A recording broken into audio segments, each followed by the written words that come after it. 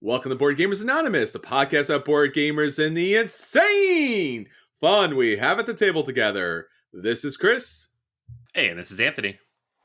And this is episode 321, Top 10 Animal Games. We like to thank all of our Patreon backers for helping us bring you a brand new episode. All right, everybody, we are talking about the wildness of just nature itself in itty-bitty cardboard and wood format for this episode. Our feature review will be the top 10, the king of the king of the beast, animal games. Anthony? Yeah. So, it'll be fun. It's we talk about all these different themes, but there's something just animals, right? And not, we'll get into like the specifics of how we chose these, because I feel like if we don't get into those details, you're gonna be like, well, what about this and what about this? But there's some specific criteria that we were working with. We want fun animals with agency. They don't talk or walk around, just animals in the real world doing animal things. It'll be fun.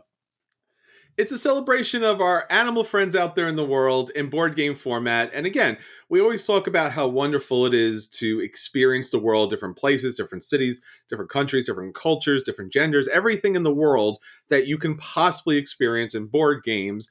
But today, we're talking about all of our dear, sweet animal friends out there in the world and getting those games to the table so you can learn a little bit more about them and obviously about us and in the world. But that will be our feature review, and we'll get to that in a minute. But before we get into all that fun stuff, Anthony, there's a little thing coming up on Board Game Geek that we wanted to talk about. Yeah, we don't normally do this. And we do not. Not even a little bit. We're not the back padding type, but it is this time of year again, the annual Golden Geek Award nominations are open, the 15th year. And they have a category for best podcast. And just saying, this is a podcast and we've been doing it for a long time. So if you're listening to this, if you love the show, if you think that, it would be cool if we were nominated, we also think it would be cool if we were nominated, and we would love for you to, toss our name into the ring. So all you have to do is go to Board Game Geek. It's like a big thing at the top of the page. Click on that and it'll pull it all up. You click on Board Game Podcast at the very top. And we are in that ginormous list of like 400 podcasts. It's all in alphabetical order. Look for Board Gamers Anonymous, and that'd be awesome. So, yeah. Yeah, I appreciate it. Because again, we'd like to get board gaming out there to more people. We've been doing this for 8 years. We added YouTube, we added Twitch, we added video now of the podcast every Friday night. So again, if you'd like to watch this video-wise, it's up there. But we have been forever the most introverted, anonymous board game podcast out there, and we've reveled in it. It's been really fantastic that we get to do this with you each and every week. But at the same time, we want to bring more people to the table. So yeah, if you get a chance, run over to Board Game Geek and drop our name, because that hopefully will get more people to the table. All right, Anthony. So again, so much going on with us. We also have a little news as far as a little time and day change for our upcoming BGA Live. Yeah. So normally we do this every Wednesday at 8:30. So if you're a regular viewer, you're like, Wednesday at 8:30. It's on my calendar. I'm there, right? Yeah. This week, however, me too. This week we do have a little bit of a change. Yeah. This week you would miss it, however, because it is going to be on Thursday at 8:30, April 15th on Thursday. Just a little bit of scheduling shift. This week only. It's going to stay on Wednesdays in general. But this week, if you want to watch BGA live when it's on twitch.tv/BoardGameArena or on BoardGameArena.com, you're going to want to hit us up on Thursday, April 15th at 8:30 p.m. Eastern. We're going to be playing Concept, which was one of the biggest, most fun experiences we've had doing BGA Live. It was a blast last time. We had like 6-7 people. We're aiming for a full group this time, and that game is so much fun, especially live like that. And we're going to try to get everybody involved, and we can bring their voices in and have the raucous entertainment that is already happening in the background that but you can't necessarily always hear. So it should be a lot of fun. Don't miss it. I know it's not Wednesday, it's Thursday, but check it out. And if you can't catch it live, it's recorded. It's on Board Game uh, Arena. It's on Twitch.tv such Board Game Arena. It's on the YouTube channel as well. So you can catch it after the fact as well. Yeah, and I think it's one of the best games to have on Twitch because you can watch this live on Board Game Arena on the home embedded page, but you can also, and I highly recommend going over to Twitch while it's happening live so you could be in the chat and you could actually play along with us as people put together the clues because it's concept. It's charades for introverts. It's not about winning, it's about having fun. And if you're in the chat, there's a lot of like going ons and people are guessing and we're giving points and stuff like that. So, yeah, bring the family, bring the friends, tell people about it. And again, it's just a really good time. And I think we'll add something special to that too, Anthony, just for people who actually show up on Thursday. We will reveal on Thursday on BG Live where the Board Gamers Anonymous headquarters will be moving to very, very soon. Oh, big tease. All right. Yeah. Yep, it's coming. So that's actually happening. So it might be coming close to a town near you. So don't be surprised if you see BGA at your game night because we are moving. And again, we're moving to you maybe. All right, everyone. So please join us for BGA Live on Thursday, 8:30 Eastern Standard Time, Eastern Daylight Time. We would love for you to be in the chat. Come to the chat, come to Twitch, have a great time with us. It's going to be a lot of fun. But Anthony, that's what's going on with us. Let's talk about what's going on with our listeners. What's our question of the week? All right. Yeah. So, question of the week this week: what is the best designed, most aesthetically pleasing game board in the hobby? Ooh, So, the board space that you're looking at, and then some people reading sure. this, I think they interpreted that as just board game in the hobby, and so Yes. those are also great answers, and we'll run through those as well. But specifically, what board do you think looks the most amazing? I have like Sure. I think two good answers for this for myself, but Okay. uh, let's dive in. So first answers on the list here. Kyle mentions it's hard to argue with Scythe. Stock answer, I know, but it's pretty fantastic, especially if you have all the upgrades. So he really likes the look of Nice. that board, which honestly, I can't disagree with. I did find it a No. little busy at times, but if you're just looking at the board as artwork, it is beautiful. And I want to mention one Uh, thing about that too. If you pick up the expansion, the modular board, the module board tiles, I don't know if everyone knows this, and this is a little bit of a spoiler, but if you look very closely at the tiles, they have incorporated a lot of little tiny character people from sci-fi, video games, movies in the background of those tiles. So it's definitely something to take a look at. If you've never looked at it before, it's going to blow your mind. yeah, yeah, that's true. It's really good. Mm-hmm. All right. Dead Squirrel mentions one of my favorites, PAX Premier Second Edition. It's not even a board. It's a little No? cloth mat that rolls out. I love Mm-hmm. it. I absolutely love it. I wish more games did that. It's so cool. David also mentions PAX Premier as well as Scythe. We had several people mention Anachrony, which does have a really cool board. The Yes. first time you look at it, you'll think, man, this is busy. But once you know what all the icons are and everything, it's really cool. And there's like little Easter eggs in the artwork. And, Sure. it's Mind Clash, so it's a lot, but it's a lot of good, right? Gotcha. We have several people mention Cloudspire from, what's the company there? The Chip guys. Chip Theory, there you go. Chip theory. And Too Many Bones. But Cloudspire in particular, I think, has the more sprawling kind of open space that you're playing on. Mm-hmm. So the neoprene mat combined with the chips is aesthetically just very pleasing. And that's what they go for. So I would hope so. Nick mentions Brass Birmingham as Mm-hmm. a really good board. And he said, and he admits it too. Like some people think it's too dark, but he really finds it, aesthetically pleasing, efficient. It's really strong as a Euro board. I would agree with that. I do always play with the light side of the board because some people have trouble seeing everything on the dark side of the board. But Sure. compared to like the old versions of any of those games, literally any of them, it's so amazing. And a lot of games are doing something similar now, but that one in particular really knocks it out of the park. Gotcha. So, what about you, Chris? What do you think? What's your Well, favorite game board? I have a definitive answer, but also I have a kind of quasi answer. Let me go with the quasi answer first. what really blew me away very early on in board gaming, and it's not a full board, but it's player boards, and that was Seven Wonders.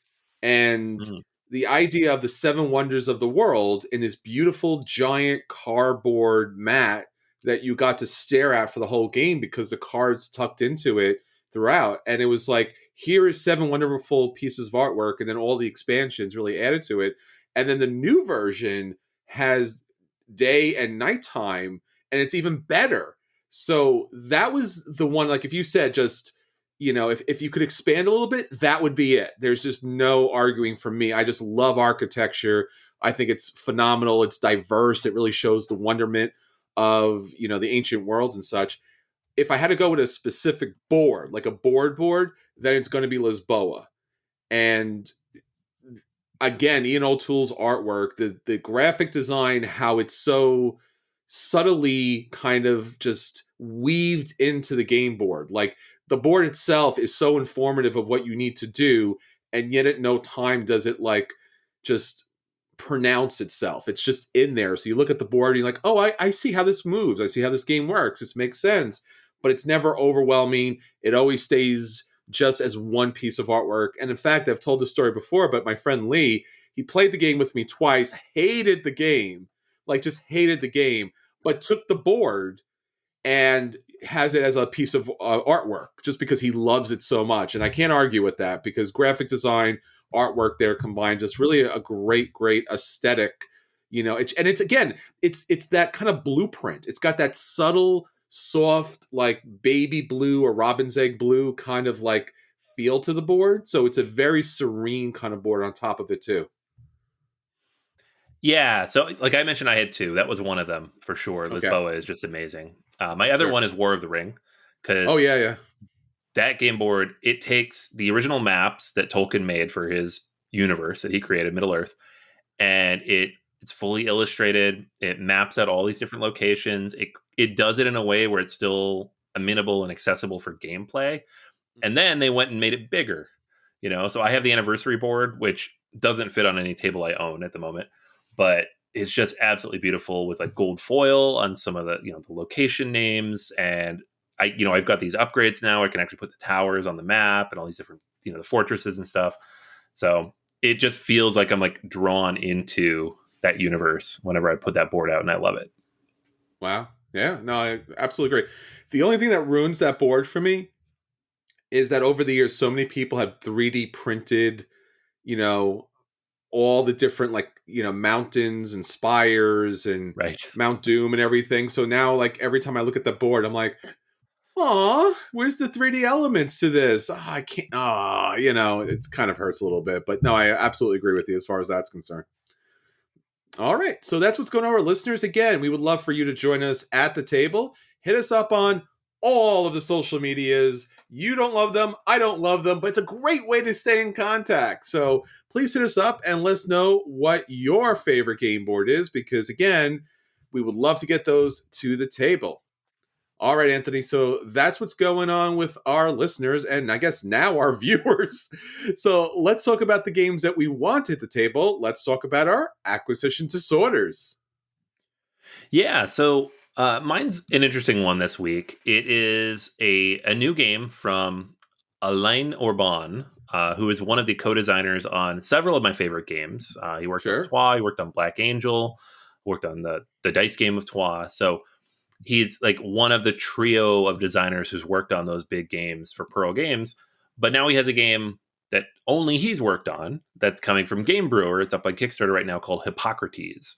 So this is a game about Hippocrates, which is like, Hippocratic Oath and everything. Is like one of the first physicians. Like he helped codify some of these ideas and concepts about what it means to be a physician, 2,400 years ago.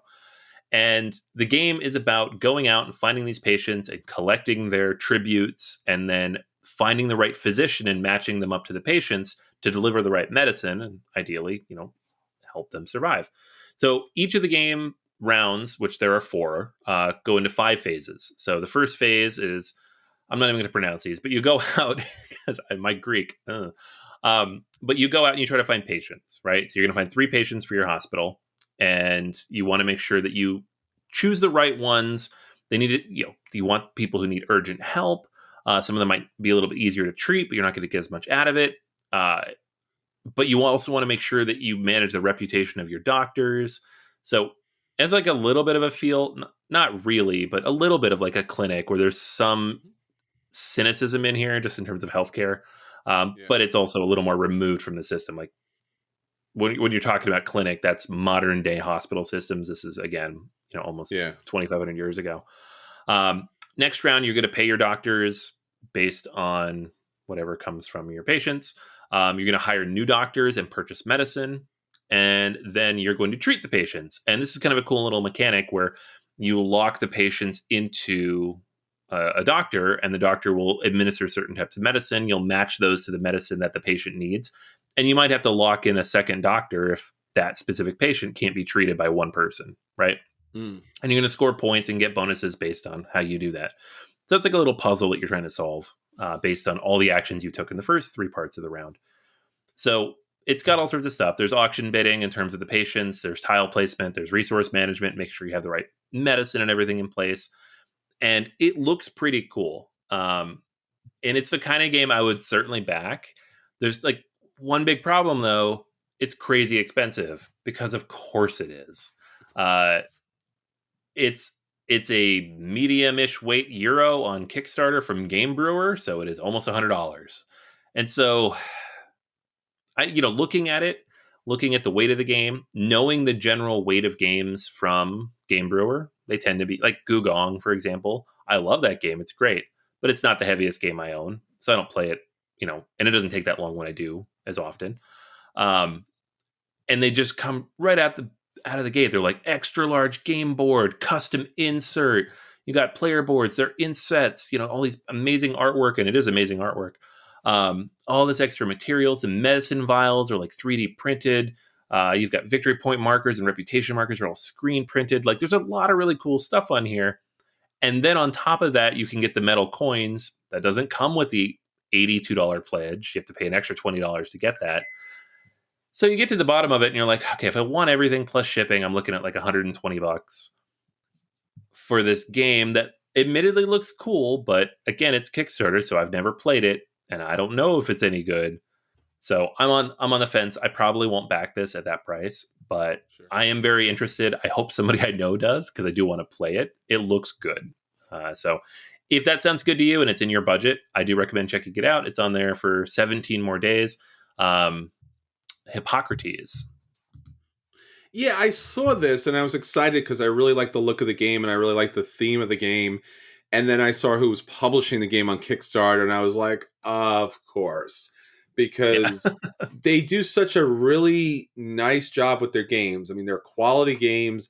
They're updated, upgraded versions of their games are even better as far as production is concerned. So I've never found a problem with anything they've done, with the exception of the price. I do feel like that their prices across the board, whatever game they've come out with, have just always been, I don't know, 20% higher than they really should be for what the game is.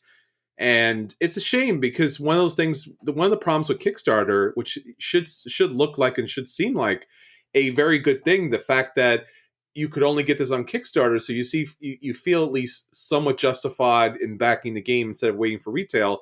But since they're not putting these like Uber Kickstarter versions in retail, no one's really getting them. So I've played a lot of the retail versions of these games, and it honestly is a diminishing experience. You're like, oh, okay, I could see if the components were better, I would maybe enjoy this a little bit more, just because there is a big gap between their deluxe, super deluxe version and their kind of like, hey, cardboard chits, like, there is something a little disappointing, not getting like real emeralds or whatever it is.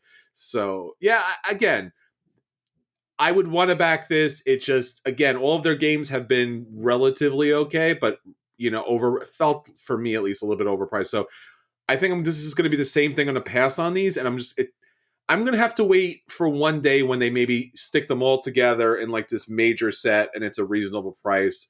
But I don't think they're going to do that. So I hope somebody gets this, like you said, so we'll get a chance to get the deluxe version to the table. So, yeah.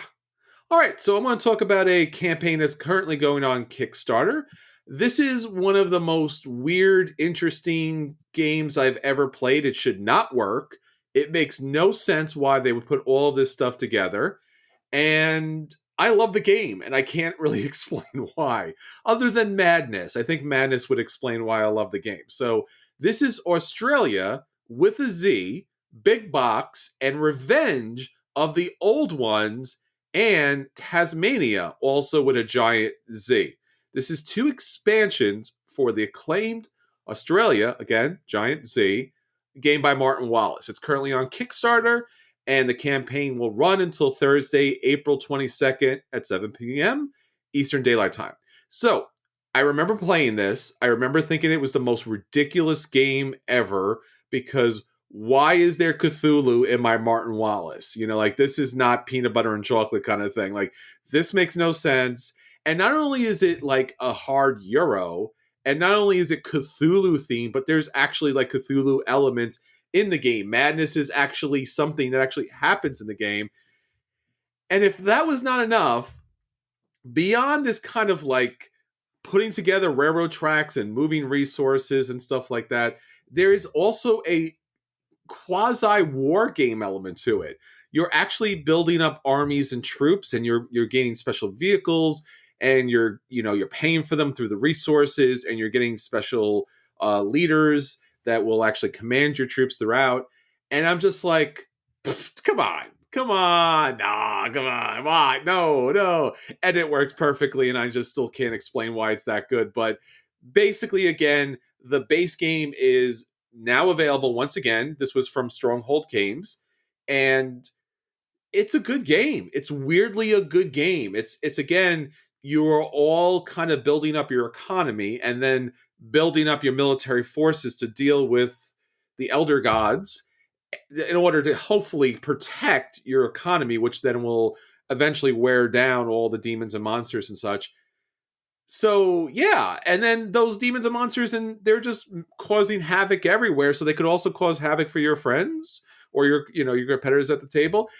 It actually works. Again, it's really hard to kind of explain why three very radically different elements would work really well together in a game that is plain, bland, generic Euro and military movement and creation, and then Cthulhu on top of it.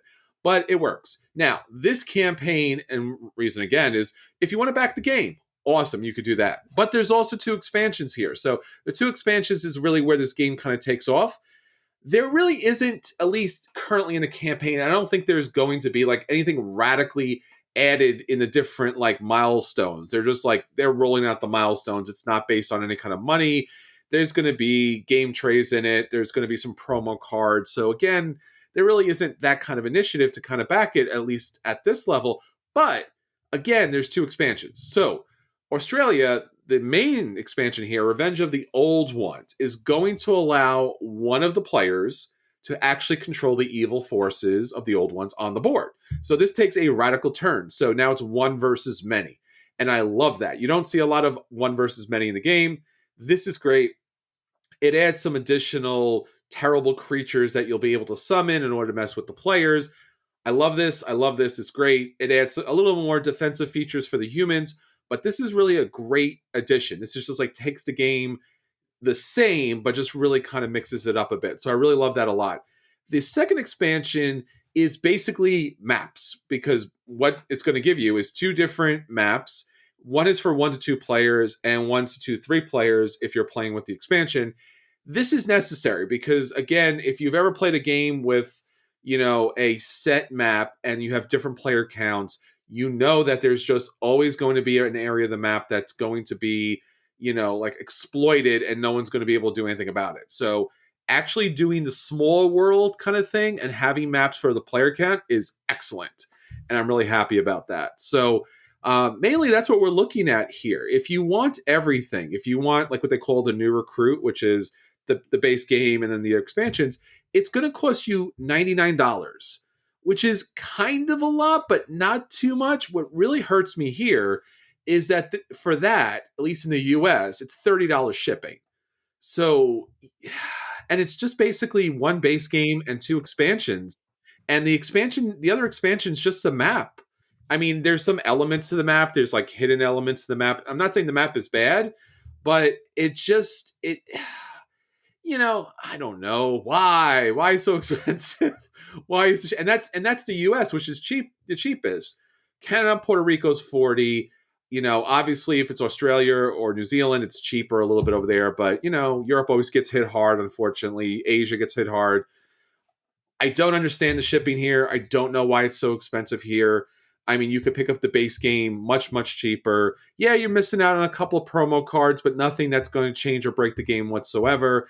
The expansions will certainly come to retail at some point. So I don't know if I can recommend backing the game because of the expensive shipping and that the expansions, again, do add to the game, but maybe not for the additional cost on top of which is already full MSRP here. So highly recommend for playing Australia. And I would highly recommend, and I totally anticipate wanting to play these expansions.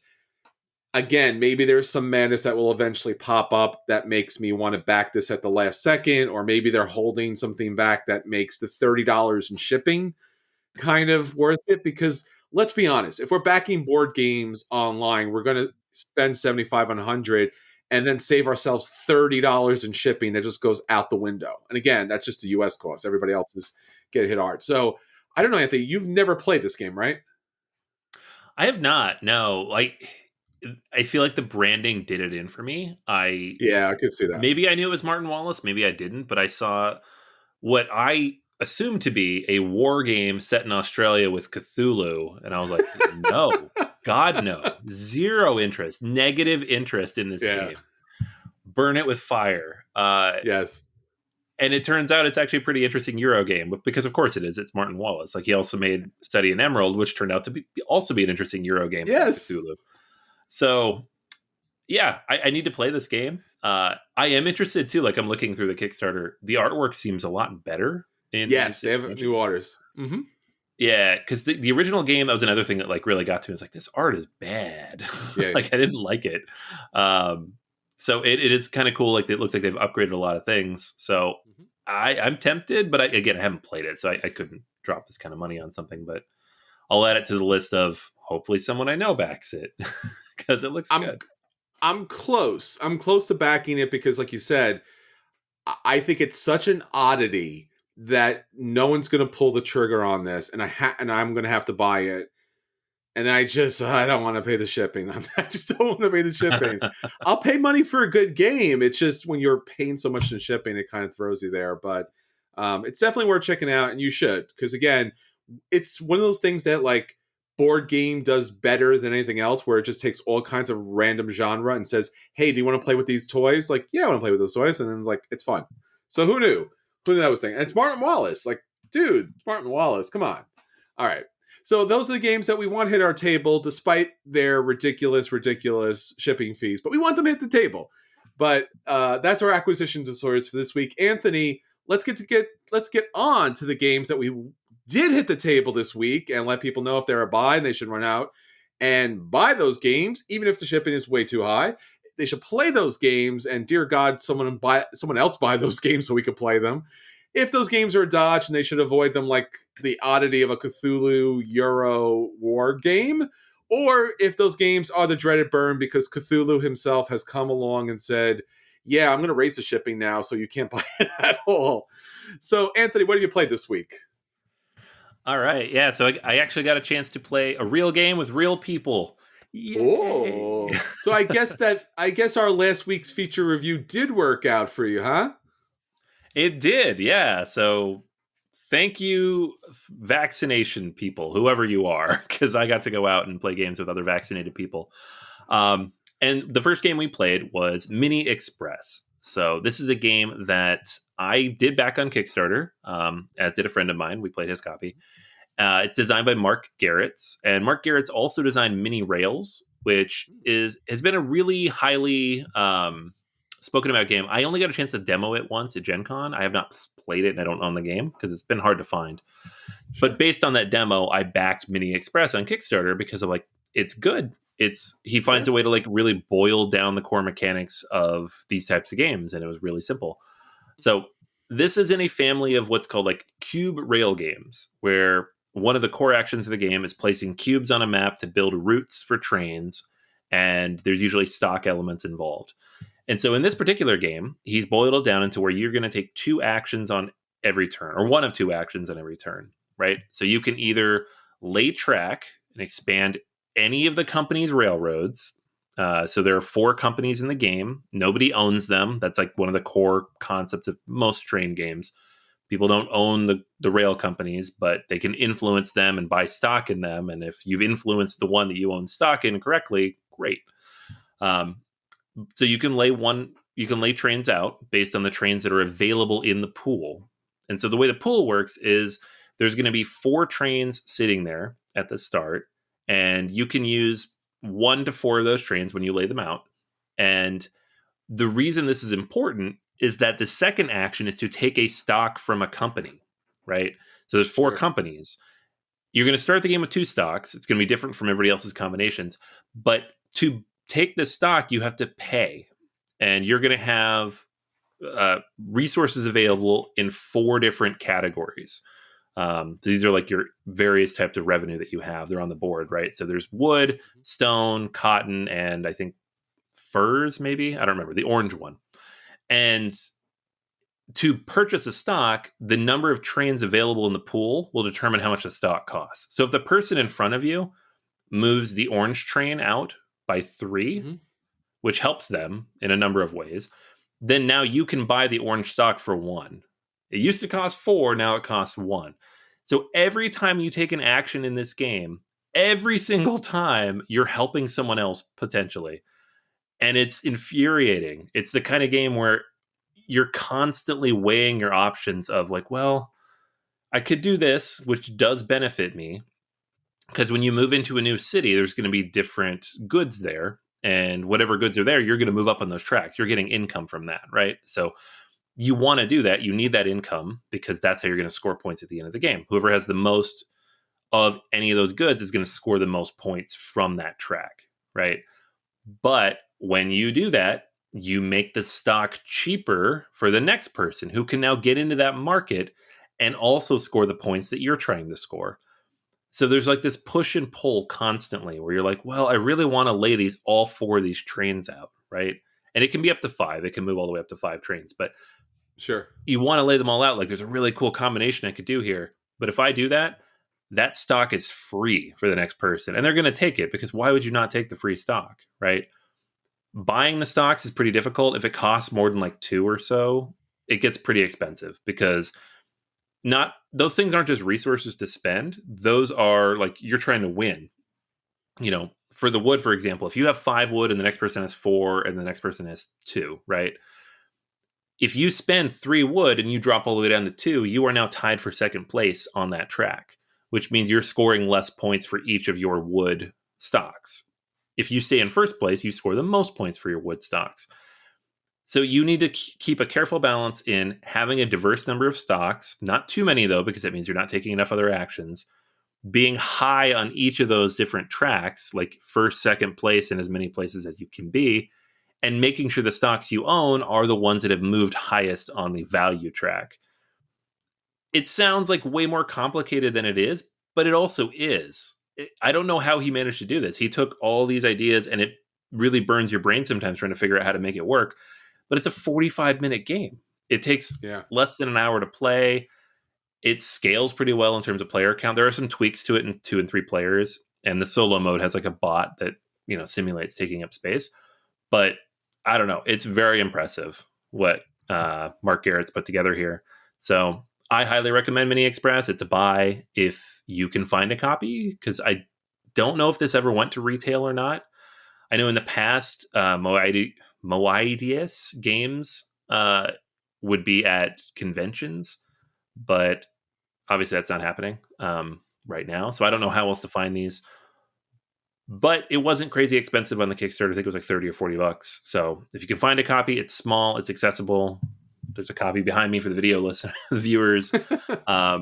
very tiny little box, and I highly, highly recommend it. I had a lot of fun with this. I'm really glad I picked it up, and it's sitting there because I plan on playing it solo and hopefully getting another game in next week, the next time we meet up. So, Mini Express, good game. Very cool. Yeah, it's nice to see those games, like you said, be accessible for a broad audience, and obviously for us out there who are just not normally into these type of games, it allows it to get to the table, and that's really essential and great to see. So yeah, no, I hope to check it out as well. So that are the games that hit our table this week. Now on to our feature review. So, for our feature review this week, we are talking about games that feature, highlight, honor, and show off the wonderment of our animal friends out there in the world in the best ways possible. There are a lot of board games that have animals, but let's be honest, sometimes it's not in the best situations possible.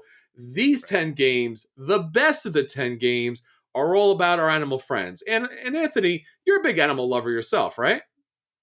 Oh yeah, yeah, absolutely. I've grown up with animals since I was little. My mother surrounded us with animals.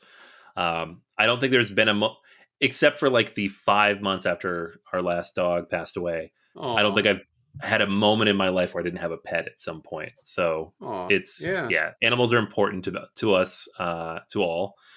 I I had fun putting this list together though too, because like I went in here and I saw you had put in top 10 animal based games, and there's 3 rules. And so I was like, gotta follow these 3 rules. No fantasy, which is a lot of Nope. animal games because you just, Yep. Everdell or whatever. Yes. We shouldn't be eating the animals because in the game's not No. about animals, it's about people eating dinner. Yes. And it shouldn't be about dinosaurs because, yeah, they're animals, but they've been extinct for 100 million years. So um, there's not as many as you think there would be on the list, which Yeah. is kind of sad because I was like, there's so many good things you could do just with animals. Sure. But the ones we have here are pretty good. Yeah. Animals are our friends, and they have wondrous, extensive, and marvelous lives. And board games allows us an insight into those lives. So, Anthony, you put together a fantastic list here. So, why don't you run us through that and let us know the top 10 board games that feature, highlight, support, and just get wondrous animals to our table in a board game format, of course. Yes, board game format, of course. Yes. So number 10 had to be Animal Upon Animal, which Sure. it could have been anything. It doesn't have to be an animal game, but it is like the animal game because it has It animal in the is. title twice. Uh, it's also the one I've played the most on this list because I have a 6-year-old daughter who loves it. So Nice. you stack animals on top of other animals. There's like 15 different versions of this. You get a giant version, you get a tiny version, you get a unicorn version, you can get like a versions with different types of animals from different locations. At the end of the day, it's just a simple dexterity game, but it's a classic for a reason. Nice.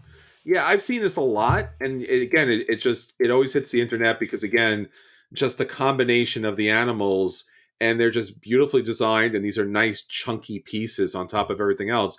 And this is a great kid game, but it's also like a really cool stacking game as well. So yeah, no, love this. And this is Haba, right?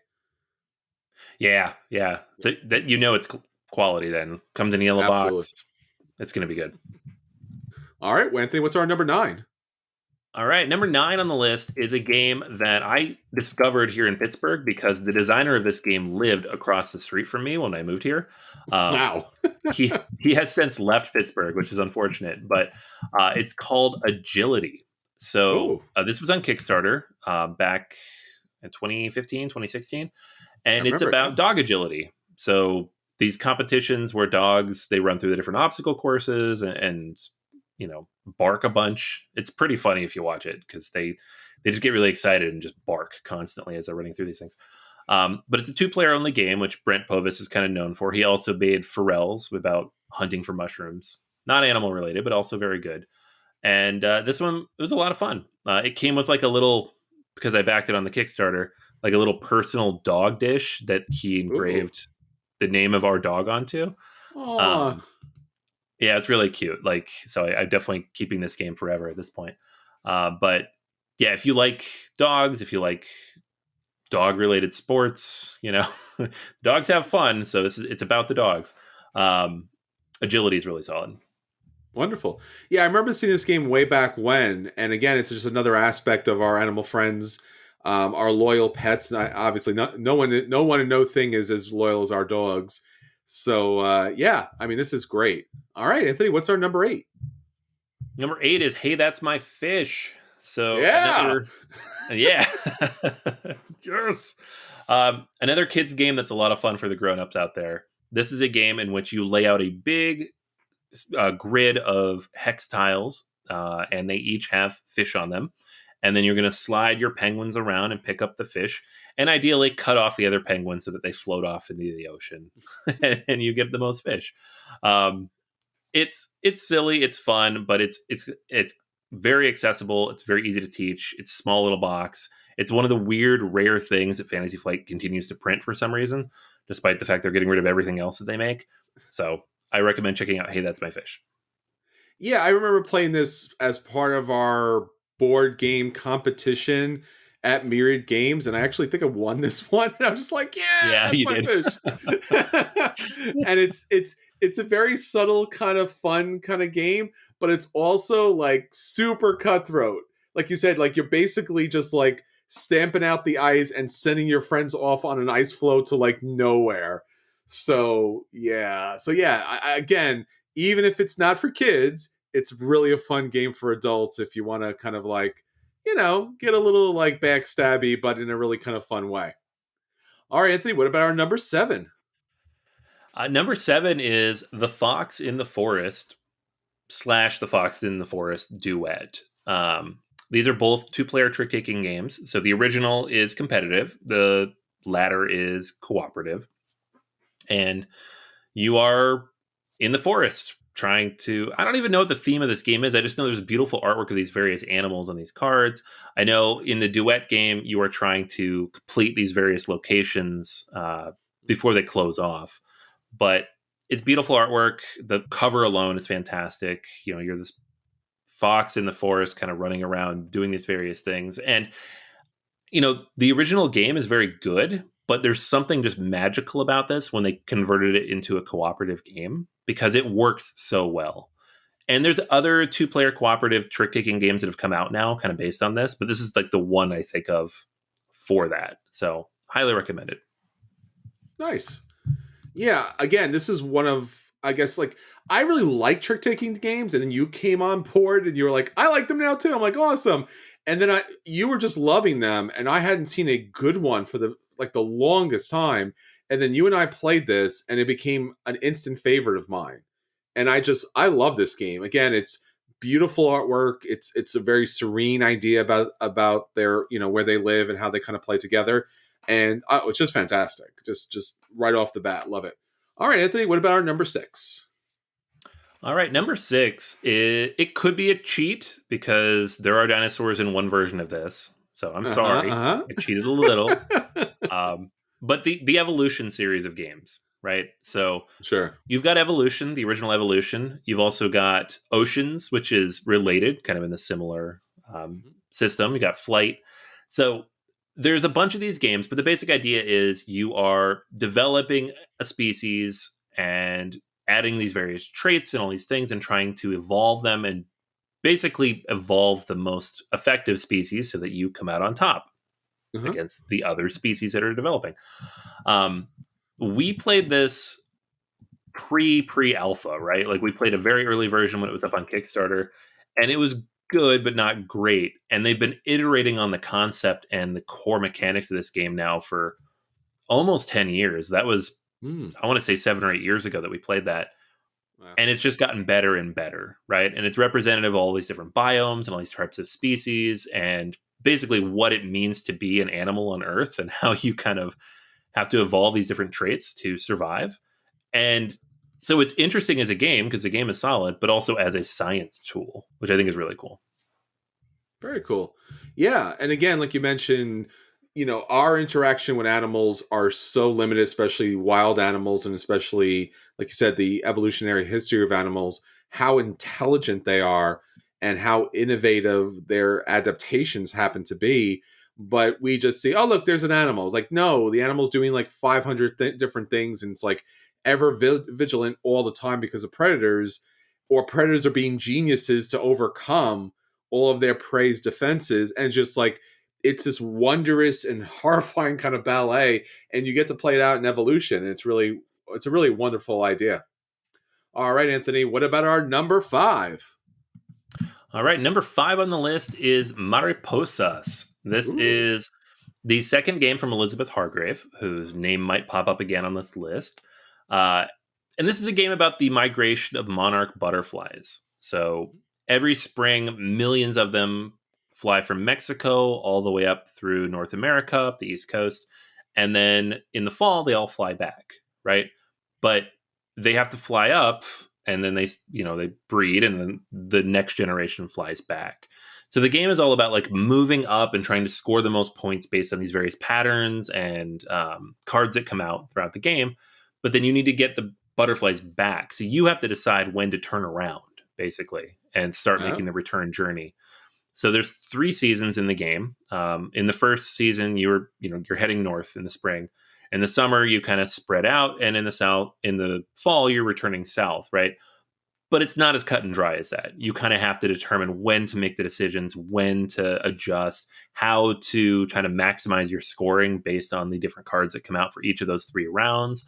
And at the end of the game, if you have the most butterflies in the right locations and the most points, Mm-hmm. you win the game, right? It's not like it's a pretty game, but it's also a little more abstract than her other game. So I don't think this one is hit quite as hard. I know it's not hit quite as hard as Wingspan, No. but I don't think it's hit nearly as hard as people even expected this one to. Sure. But I think that's a shame because it's really good. It's Yeah. I don't I struggle to say whether it's easier to teach or harder to teach than Wingspan. I think it might be a little bit harder because it is more abstracted, Sure. but I still think it's good for children. I think my son could play this. Um, and it's an interesting topic. It's meticulously researched because it's Elizabeth Hargrave, and it's an interesting thing that like you don't think about, but is this massive part of the animal kingdom every year.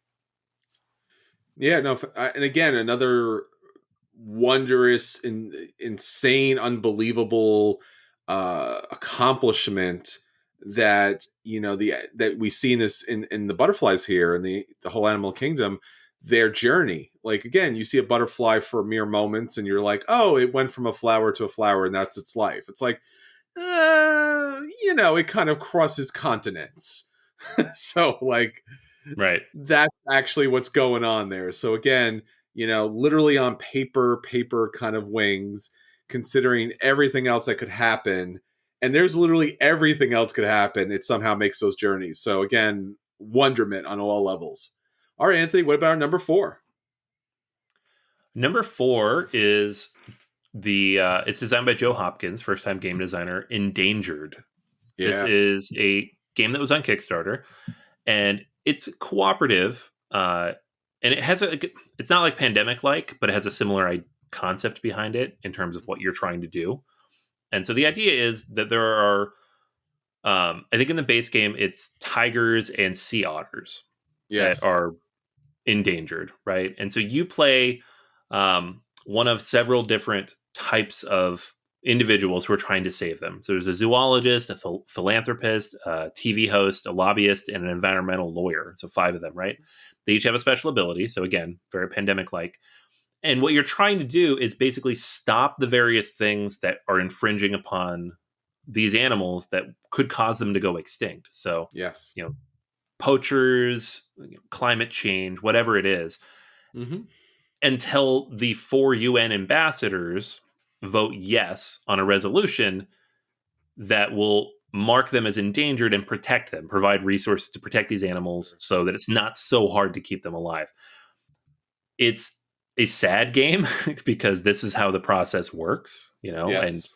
the challenge that so many people go through to try to save these species that we should all be working together to save anyways. Mm-hmm. But it's very effective because you can see what goes into that. There's a lot of research done here. There's a lot of very specific cards, they talk about like clear cutting and poaching and, Yeah. manufacturing and home building, like all these different things that we do as human beings that are infringing upon animal habitats. And we don't realize it. And sometimes we do realize it, but then you are in this game trying to stop that from happening until a larger body actually acts to protect them. So you're not playing as an animal in this one like in the other games, but it's I think very important on that front. Yeah, and again, another insight into a world that we barely know, and obviously something that we have a tremendous impact on, and the wonderment, again, of these magnificent animals that we could just lose in an instant. And it's obviously so important to know about because, again, like you said, Anthony, like there's a whole bunch of different jobs or areas or ways in which we can support and protect endangered species. And you don't necessarily have to be some sort of superhero. You just have to do something to get to know their world and then just make a little difference along the way because it does have a tremendous impact. And we all could have a tremendous impact. So, yeah, wonderful. Endangered. It was a Kickstarter, but now it's out there in retail. So, absolutely pick it up. All right, Anthony. So, what do we have up next for our number 3? Number 3 is a very cute little card game called Peep Moths. It is designed by Ben Pinchback and Matt Riddle, who do all sorts of games.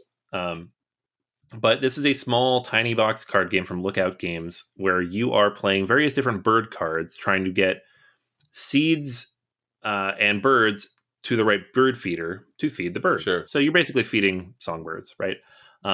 Beautiful artwork on the cards, like these very classic style, like right out of the Audubon Society, like illustrations of the birds, but also like the scroll work and the colors and the calligraphy on the text. It's all beautiful, right? And you're just essentially trying to create various patterns and build these tableaus of birds in the right order to get them to the feeders, right? It's not a particularly complicated game, but it works really well. It's accessible, it's quick, it's a small box. I found that it has a lot more depth than you might expect for a game of this size. And I've enjoyed it just in general as a game, but as a bird game especially, it's a lot of fun. Yeah. And again, this is another game that's out there that's just, no pun intended, but flown beneath the radar a little bit. Right. Because if people do, and we all do, and I do, like I'm a city boy, so I didn't really grow up with pets, even though I think animals are amazing. I love and support them in all ways I can possibly do that. But we've always had bird feeders. And again, that was like the one kind of like bringing nature in home. So the idea of like just strategically what I do every day is like, what seed do I need to get out there? How do I battle against, the squirrels out there to make sure that there's some food out there for the birds and not just the squirrels? I feed the squirrels too. But yeah, no, and again, gorgeous throwback game. I mean, I think I don't understand why more people have not picked this up, but I'm so glad that that's on your list, Anthony, because this game should blow up. Obviously there's another board game that's out there about birds, but I think this one really has, something to say. And I think it's something that everyone should take a look at. All right, Anthony. So we've been kind of like flying around a little bit here. What is our number 2 game? Yeah, you all know what this is based on everything we just said. I love Peep Moths, and I think I even like it a little bit more than this game, but it's Wingspan, and it's obviously like one of the most impressively made games about animals out there, period. Like the amount of research that Elizabeth Hargrave put into the 170 different birds in this game, not to mention the expansions that have now been done, both expansions for the European and the Oceania birds. Yeah. So much research and effort and time put into this. The basic idea of the game is you are bird enthusiasts, so whatever you want to call it, researchers, bird watchers, ornithologists, and you're trying to discover and attract all of the best birds to your own personal network, right? And then once they get there, their various abilities are going to chain off of each other. It gets a little gamey in there, but the idea is you're building a tableau of birds that will activate various abilities based on the other birds and actions that you take, and you're trying to score the most points by doing that. So you're going to gain food tokens from the dice that are rolled. You're going to lay eggs. There's little miniature eggs. And the ones that come with the game are perfectly nice, but you can get really nice ones if you want to upgrade them. You're going to draw from this huge deck of bird cards. The artists that worked on this, I don't have their names in front of me. I believe there was 3 women that worked on this, but beautiful artwork on every single card in this game. Is like, and it's not just like, oh, this is a great game if you're like birds, this has just been the game for the last 2 years. This thing is sold crazy well. And I think Yeah. just now in the last 6 months, can you just go and find it if you want it? It took so long to get this thing printed to the level to meet the demand. So if you think of animal games or bird games, this is the game you are going to think of. And it's pretty accessible across the board. It's not a big, heavy game. It's, pretty medium-ish weight. So can't not recommend Wingspan. It's out there. If you haven't heard of it for some reason, definitely go play it. Yeah, we've talked about this at length, and surprisingly, it's one of those games that the hype, is so big. You always think like, well, it's not going to live up to it, and it really kind of lived up to it for so many people, so many diverse groups of people out there. And once you do play Wingspan, once you really dive into the cards, and again, what I love about games is when they're thematic, like the the birds here, what they're doing, their special ability is thematic to the bird more times than not. And I think that's just wonderful because now, just generally in life, when I hear or see or someone talks about a bird or birds in general, I'm like, hey, did you know these things? And I love that about board games when it really brings real science to the table and it shows you how, you know, the ecology of it all and how everything kind of networks together. And you do that in the game itself, how the birds kind of play off each other. So, yeah, Wingspan, I mean, what else could you say? All right, Anthony. So that leaves us to our number one game about animals. And again, whether they're pets, whether they're wild animals, whether they're ancient animals out there, all of these games have so much to teach us. But Anthony, there is one game. There is Top Dog. There is an alpha out there. What's the number one top 10 board games about animals? Yeah, I mean, it's in the name. It's dominant species. It's got to be dominant species. There you go.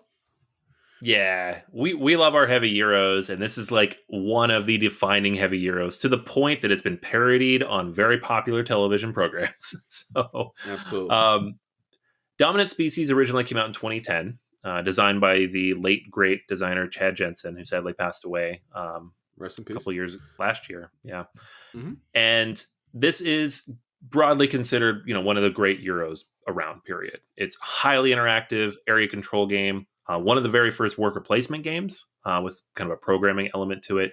You play as one of 6 different species, or I guess animal families, and the goal is to score the most points, of course, but you do it by dominating the other species, right? Whether it means spreading out and just having the most on the map or just destroying the other ones. And it's in food chain order, right? So you got the mammals, who are the biggest, strongest ones. They break all the ties. And then you got the little insects at the very bottom of the food chain who get to go first, but always, they're at the bottom of everything, right? They're not going to win any ties anywhere. They just need to be everywhere. And the amount of things you have to think about, the way you have to think through how this game works, and the things that it teaches you about how intricate the animal kingdom is, right? This game takes place, I think it says 90,000 BC or so. So, like, we're right before the Ice Age, and all these different animals are kind of struggling for dominance before, some of them might go extinct. It's a big part of the game. And it just works so well. The main problem with this game, though, is that it's like 4 or 5 hours long. So, because Sure. it's a lot there. So, also kind of rolling in dominant species marine here, because you didn't hear that on the Yes. list, but that doesn't mean the game isn't good. It means it is equal to dominant species. I've played it only Yes. once, unfortunately, so we haven't reviewed it yet. We can't say this game is XYZ on the order, but my initial impressions are that it's fantastic. It's a little bit shorter. It's a little bit more accessible than dominant species. So there's a place here for both of these games, and that's super exciting for me because I love that. Excellent. Yeah, again, this is one of those games that really kind of throws us into the whole evolutionary chain for, as you mentioned, how far back it goes. When you actually play the game itself, it's, again, you look at it, you're like, cones and cubes. Yeah. Why? Like, this should not be this is thematic. This is a game about animals. This is about adaptation, all this stuff. But then you realize that it really is, such an intelligent system that nature or evolution or the different species have. about how they do adapt to the different environments, what food is available, how can they adapt to the other foods. And if they don't, they just kind of get wiped out.